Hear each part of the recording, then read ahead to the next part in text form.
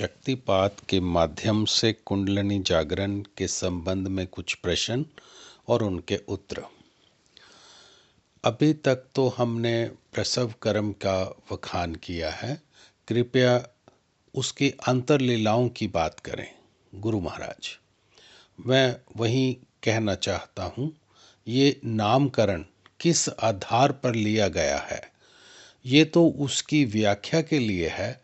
अब शक्ति तो भेदमयी स्वरूप से उसका प्रति प्रसव कर्म आरंभ होता है, जो शक्ति की अंतर्मुखी जागृति से शुरू होता है।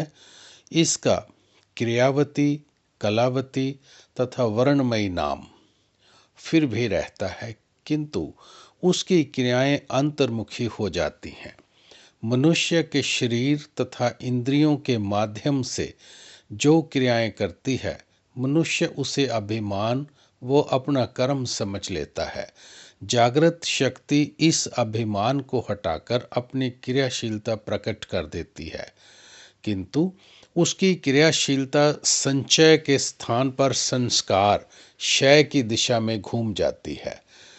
साधक को जो क्रियात्मक क्रियाएं होती हैं, वे क्रियावती की ही हैं। जो उसके चित्त में परिणाम या परिवर्तन होते हैं, वे कलावती की क्रियाएं हैं। तथा जो साधक को रोना, गाना, हंसना, चहचहाना, विभिन्न भाषाओं में बोलना, कविता करने लगना आदि क्रियाएं होती हैं, वे वर्णमयी की क्रियाएं हैं। तथा साधक में सूक्ष्मगत चक्रों पर जो प्रभाव पड़ता है, उल्टे कमल सीधे होने लगते हैं, चक्रों का भेद होता है, वह वेदमयी की क्रियाएं हैं। इस प्रकार ये सब जागृत शक्ति की अंतर्लीलाएं हैं।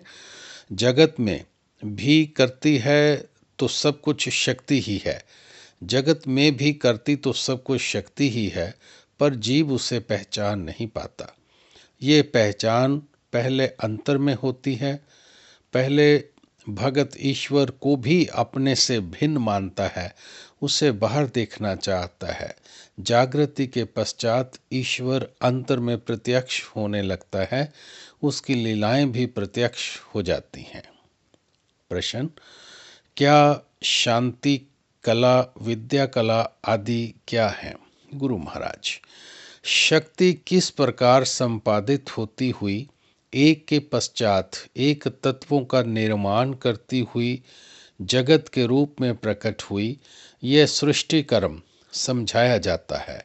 जिस कर्म से तत्व प्रकट होते जाते हैं, प्रति प्रसव कर्म में उसके उल्ट प्रवाह में विलीन होते जाते हैं। इसे तत्वों के आधार पर क्रियाएं कहा जाता है।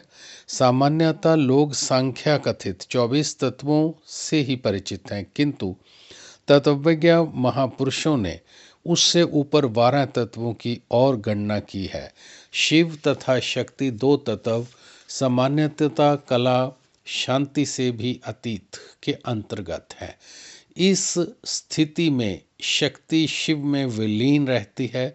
संपंदन होता है तो शक्ति जागृत हो जाती है, फिर संपंदन होता है तो शक्ति कला आरंभ हो जाती है, तो शिव की सदाशिव अवस्था प्रकट हो जाती है, जिसमें शक्ति शिव से मिली हुई तो रहती है, किंतु व्यक्त अवस्था में आ जाती है।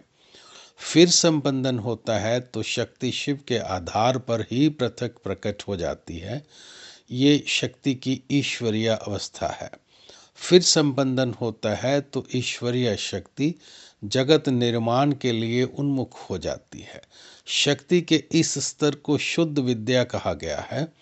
यहाँ तक के सभी अवस्थाएं माया के अतीत हैं, अर्थात शांति तथा शांति से अतीत दोनों अवस्थाएं माया से पर अर्थात परे हैं।